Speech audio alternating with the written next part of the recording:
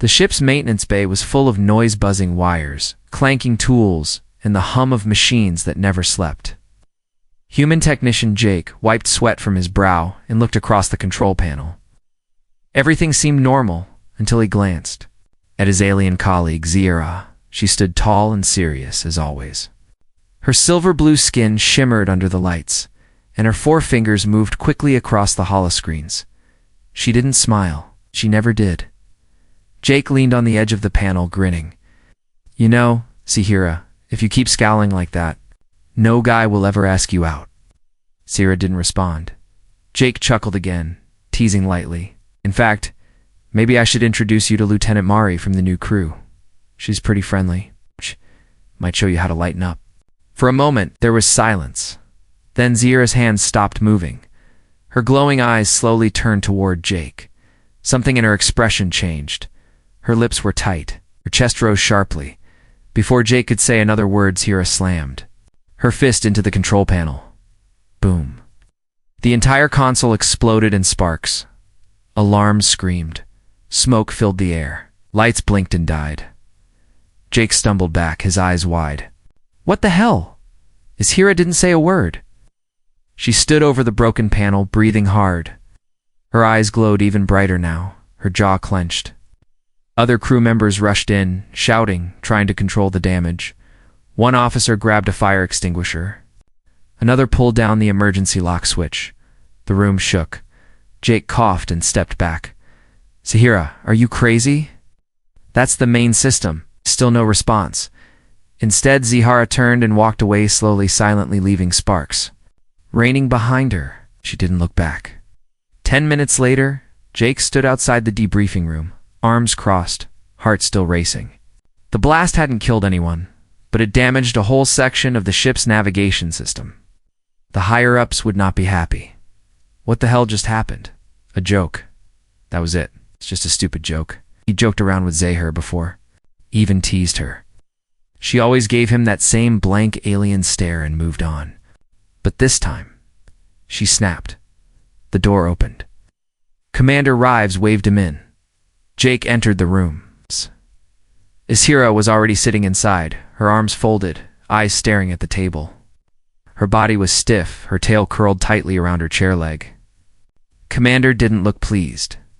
"Jake, Zahira, care to explain?" Jake started. "Sir, I asked both of you," Rives interrupted. "Thought she said nothing." Jake rubbed his neck. "It was my fault. I made a dumb joke. She overreacted, that's all." Commander Rives sighed. "Zahira, do you wish to comment?" Still nothing. The commander stood. "Both of you are assigned to a repair mission. Deep Space Outpost. A-17. You leave tonight." Jake's eyes widened. "Wait, what?" "With her. You broke it together," Rives said sternly. "You fix it together." Hours later, Jake sat in his bunk staring at the wall. The mission was set. No turning back now. A full week alone with Zahira on a broken outpost far from help. No other crew. No escape pods. It's just silence and repair work. He sighed. What was her problem? Why did she get so angry? Sure, maybe the joke wasn't smart, but did she have to destroy the ship's panel? You remember the way she looked at him, not just angry, hurt, like something deeper was going on. Jake shook his head. Aliens. Meanwhile, in her own quarters, Zahira sat on the floor, her back against the cold metal wall. She stared at her hand, the same one that broke the panel. It had trembled when Jake mentioned that other female. That smile on his face, that name. He didn't know. He didn't understand what it meant to her kind, how deeply emotions cut. How the bond had already begun, and Jake had triggered it without even knowing. She closed her eyes. She would do this mission. She would stay strong. But next time he joked like that, he wouldn't be laughing. Asterisk, the docking bay was quiet. It's too quiet. Jake stood there, holding a small pack, watching the old transport ship hum to life. It wasn't the sleek kind of vessel used by elite crews. No. This one was a junk floater patched up with spare parts, creaking every time someone walked across its floor and standing at the base of the ramp. Zahira. She didn't look. At him, her silver blue skin was glowing faintly under the lights, but her face remained cold, empty, like nothing had ever happened. But something had. Happened? Jake felt the tension in his chest. So, we're really doing this. Akira simply turned and walked inside. No words, not even a glance. The transport jumped to hyperspace an hour later, its course set for Outpost A-17, a half-dead station floating near a dying red star. It was far from patrol zones, and far from help. Only 2 people were assigned, Jake and Zahira. As the ship rumbled through the void, Jake tried to break the silence. Listen, Out. About what happened before you spoke. I reacted. Act. Is finished, Zahira said coldly, without turning her head. Jake blinked. That's not really how it works. For my kind, she said sharply. It is. Then silence again. Jake leaned back in his seat and stared at the ceiling. This was going to be a long trip. The outpost came into view after 2 days of cold flight. It looked like a ghost, broken panels hanging loose, lights flickering across. The surface like dying stars. Jake whistled. Looks worse than I expected. It is worse, Zahira muttered. Most systems offline, life support low, power reserves unstable, so we're fixing a ship that might explode on us? Yes, she said calmly. He grinned, half nervous. Fantastic. Inside the outpost, the air smelled like metal and burnt circuits. Broken monitors blinked red. A thick layer of dust covered everything. The place had been abandoned for months. Jake set his bag down. All right, I'll check the comms and nav panel. You handle the core relays. Zahira nodded, but didn't speak. The two moved through the station like shadows working, rewiring, connecting dead wires, flipping switches. Jake kept glancing at her, wondering how someone so graceful could also be so dangerous. But what bothered him most was her silence. It wasn't cold anymore. Oh, it was heavy, like she was holding something back. That night, if you could call it night in space, Jake sat on a metal crate. Chewing on a dry ration bar, Zahira entered the room quietly, carrying a cracked data pad. She paused, and placed it on the table in front of him. Jake raised an eyebrow. What's this information? About my species, she said softly. He blinked. Why are you giving me this? Because you are blind, she said, voice calm but sharp. You do not understand what your words did, what they meant. To me, Jake picked up the pad. On the screen was a file titled Emotional Imprinting, the Binding of the Varelian Species. He scrolled through it slowly and his heart began to race. When a Varelian experiences a deep connection, emotional or physical, their neural pathways create a lasting bond with the one who triggered it. This bond grows quickly, especially if contact is repeated. Once formed, it becomes nearly irreversible. Jake stared at the screen. You mean I imprinted you? Zahira's eyes locked with his, glowing faintly. You saved my life once. You helped me walk after I was wounded on Relian IV. I warned you not to touch me, but you did. Jake remembered it. Barely. It was just a moment to him. But to her? And then she whispered, you joked about giving yourself to another. Jake felt a stone drop into his stomach. I didn't know, he said quietly. Zahira, I swear I didn't know. I know, she said, turning away. But that does not break the bond. Suddenly the lights went out. The station shook. Jake jumped to his feet. What now? Zahira touched the wall panel. Reactor breach. Power grid is collapsing. Can we fix it? Only from the lower deck, but that section is unstable. Jake grabbed his toolkit. Then we go now. They ran through the dark halls. Emergency lights flashing red. Pipes hissed. The floor shook. The station felt like it was breathing, about to take its last breath, as they reached the lower deck. A heavy door had collapsed, blocking the reactor core. Jake pulled out a torch. Zahira looked at him, her voice quiet. If we fail, this outpost will explode. Both of us will die. Jake gave her a soft smile. Then let's not fail, partner. For the first time, Zahira's eyes softened. Just a little, she knelt beside him and said, "Then I stay. With you until the end." The metal door groaned as Jake sliced through it with his plasma cutter. Sparks danced like fireflies in the dark, narrow hallway.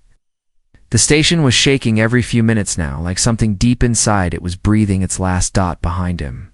Zahira stood still, eyes locked on the flickering emergency lights. But she wasn't watching the station.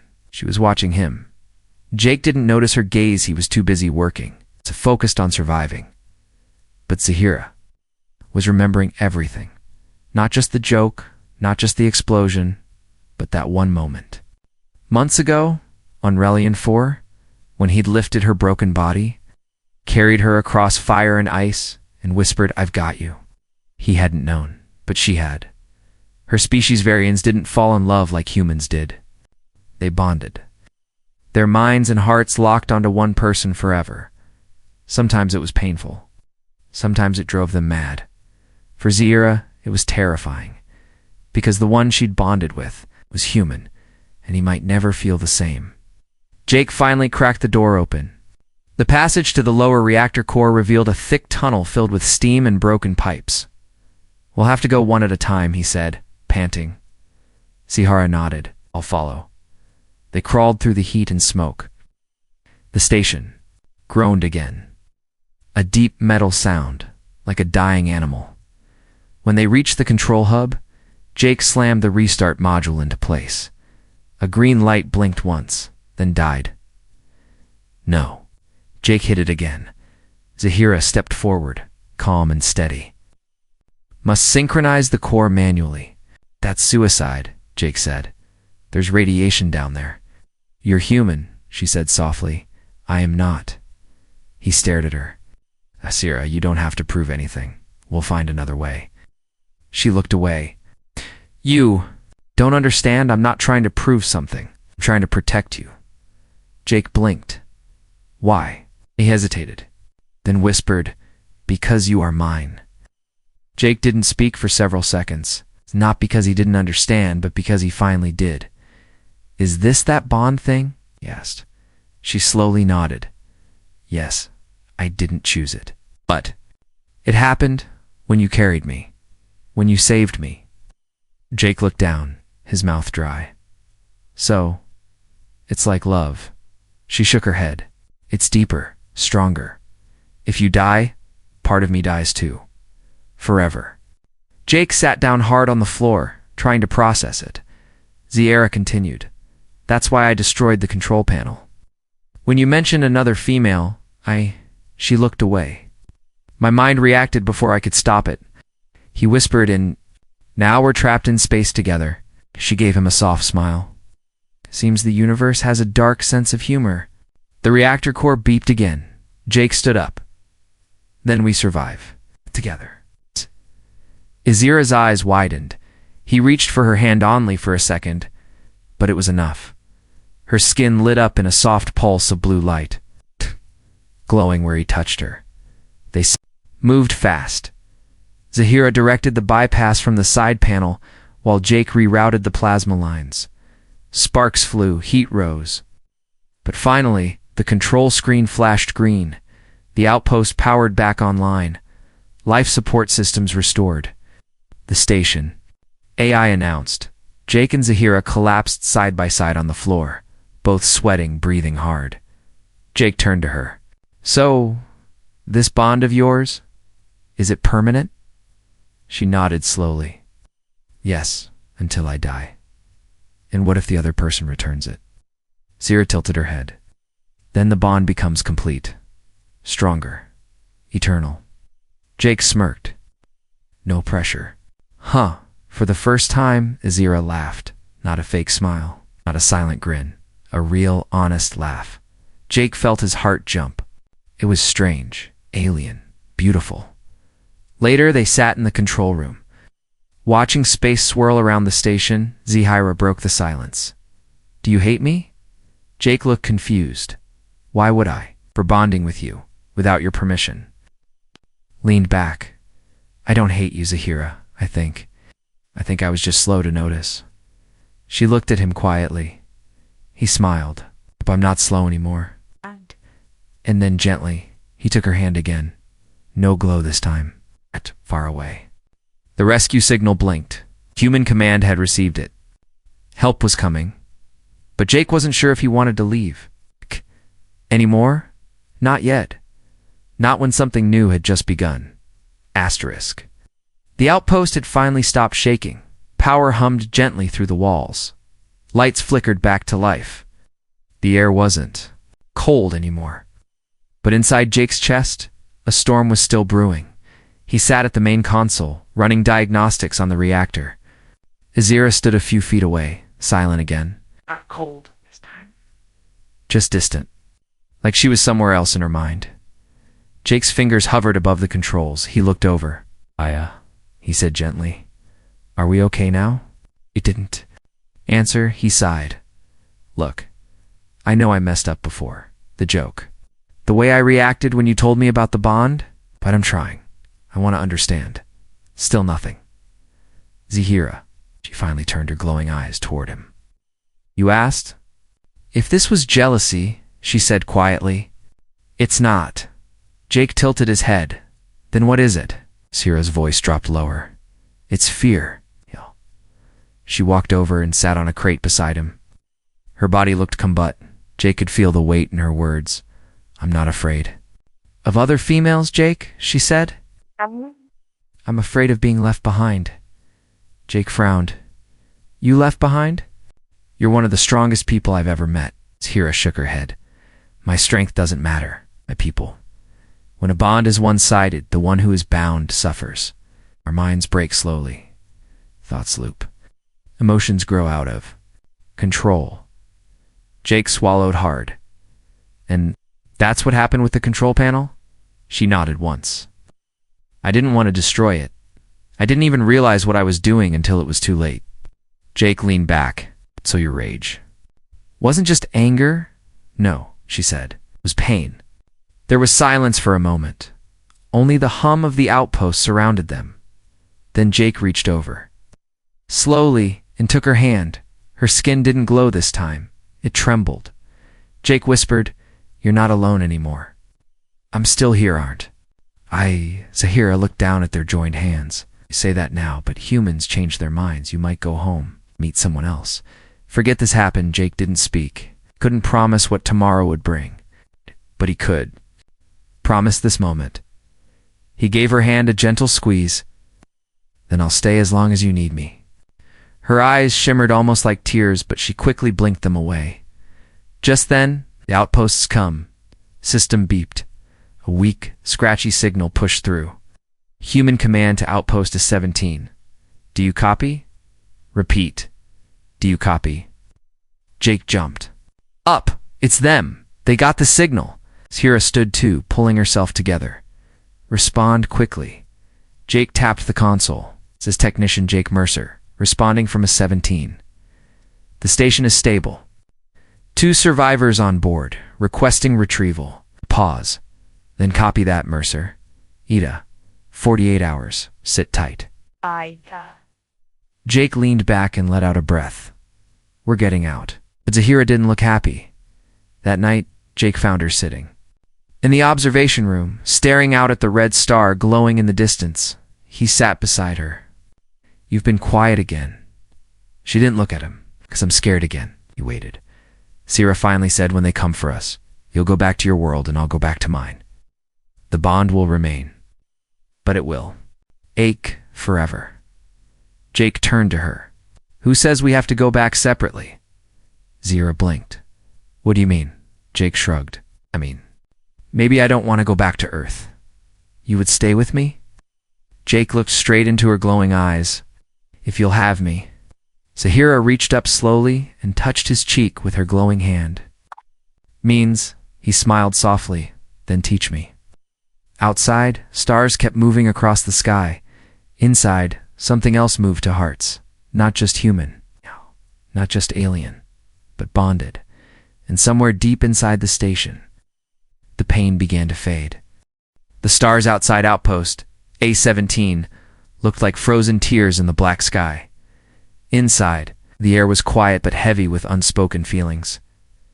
Jake sat alone in the comms room, tapping through logs, replaying old messages. The station systems were now stable. Life support was running. Lights were steady. But his heart? That was still unstable. He glanced over at the emergency beacon. It had done its job. Human command was on the way. 40 hours left. Only 40 hours before he and Zahira would be separated. Unless... Leaned forward, a crazy idea formed in his mind. Not orders, not protocols. Something personal. He opened a private channel he didn't want to send. I'll be.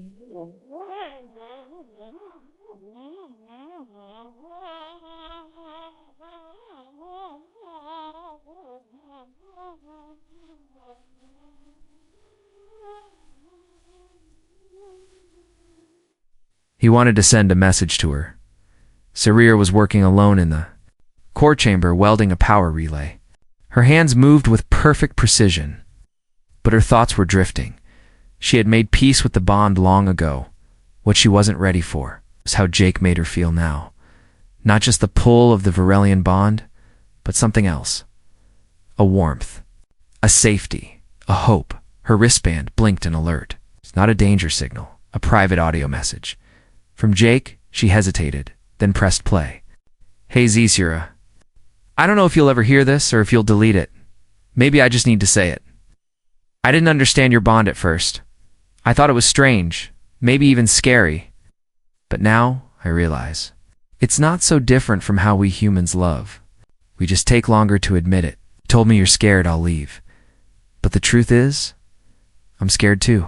Scared that when this mission ends, I'll never see you again. So this isn't just an emergency signal. It's a message. To you, to say?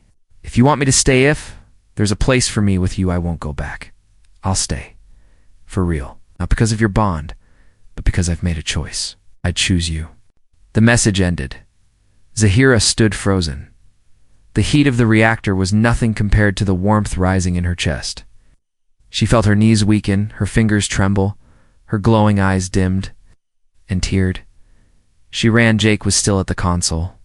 Unsure if he'd made a fool of himself, he considered deleting the message, pretending it never happened. Then the door hissed open, and Zahira stepped in, breathless. She said nothing, just walked up to him and touched his chest. Her voice was barely a whisper. Say it again? Jake blinked. What? The last part, she said, eyes burning softly. Jake swallowed. I choose you. Her body shivered.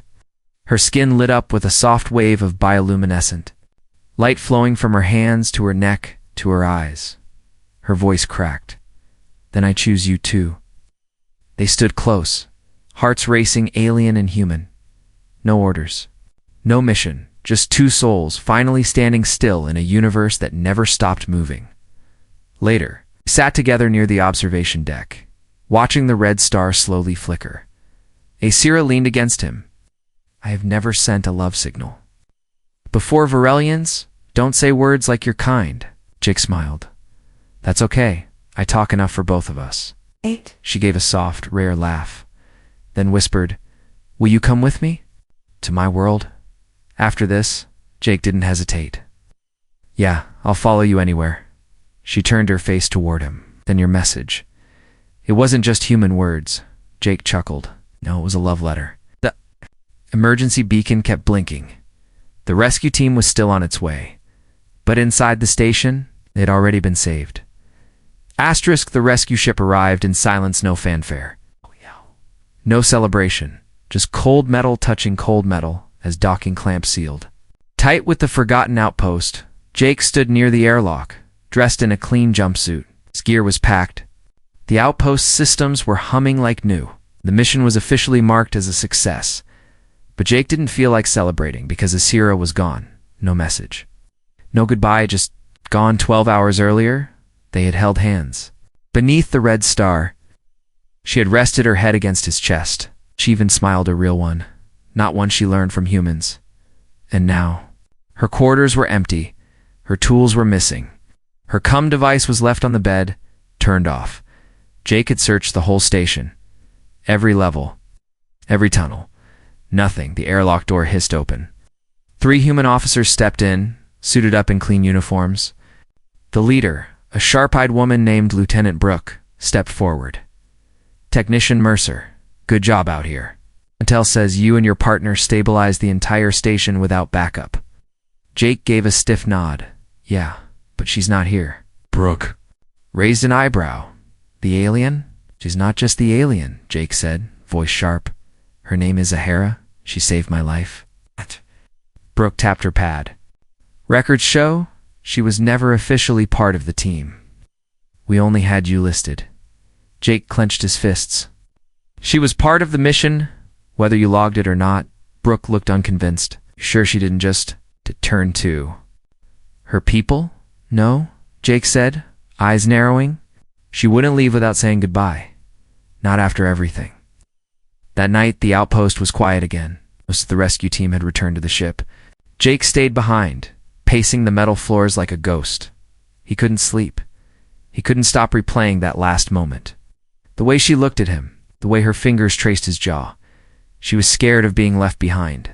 But now she had left. Him? Or had she? Jake opened the maintenance logs, one last desperate idea. Every door, every air vent, every system on the station recorded movement. Maybe she left a trace. He scrolled through the entries. Nothing, then dash a small log. Maintenance hatch 7, be opened manually. Time, 4:22. Pressure drop detected. Jake's heart jumped. That hatch led to the exterior access bay. It wasn't safe for spacewalks not without a suit. He bolted from the console. Minutes later, he reached hatch 7B. The lights were dim, and the edges were frosted over. The emergency pressure seal was still active, but something strange caught. His eye, etched into the frost, were 3 glowing symbols. Varelian script. Jake had seen her write it once during a diagnostic. He stared at the marks. They weren't words meant for systems. They were meant for him. He tapped his wristband. Translator, the symbols slowly glowed into human words. You are not my burden. You are my gift. Jake's throat tightened. She hadn't run. She had sacrificed. Something just then, a warning ping, blinked on his wristband. Trace biosigns outside the hull. Jake ran back to the outer sensors. He scanned the exterior panel's debris, outer shadows, and there, hidden behind the solar fins, was a faint heat signature. It was her. Zahara had hidden outside the station, in a tiny maintenance compartment exposed to freezing space, relying only on her Varelian body's ability to withstand extremes. Why? To not be found? To spare Jake the decision, because she thought he might choose? Earth, because she didn't want to pull him away from his kind. Jake's heart thundered. No, he whispered. Not this time. He grabbed a thermal suit and oxygen. Mask clipped into the line and launched out of the airlock. Cold stabbed into his bones. Darkness surrounded him, but he didn't stop. He climbed across the hull, pulled himself behind the solar fins and found her, curled in the small dark space. Breathing slowly, weak. Her eyes barely opened. You shouldn't be here, she whispered. Jake reached for her hand. And you shouldn't be out here alone, she trembled. I didn't want you to feel trapped. You're not trapping me. You're saving me again. Again she opened her mouth to speak, but he stopped her with a kiss on her forehead. Let's go home, he whispered. Her eyes glowed faintly, full of warmth. They returned through the airlock in silence. Jake half-carried. Half-guided Zahara, her body still weak from being outside the station for so long. Her breathing was shallow. Her skin, normally bright with glowing lines, was dim and pale. But her grip on his hand, still strong? The rescue crew stared as the two entered the docking bay. Lieutenant Brooke stepped forward. Where was she? Jake didn't answer. He walked straight past them, toward the infirmary, holding Zahara close. No hesitation. No explanation.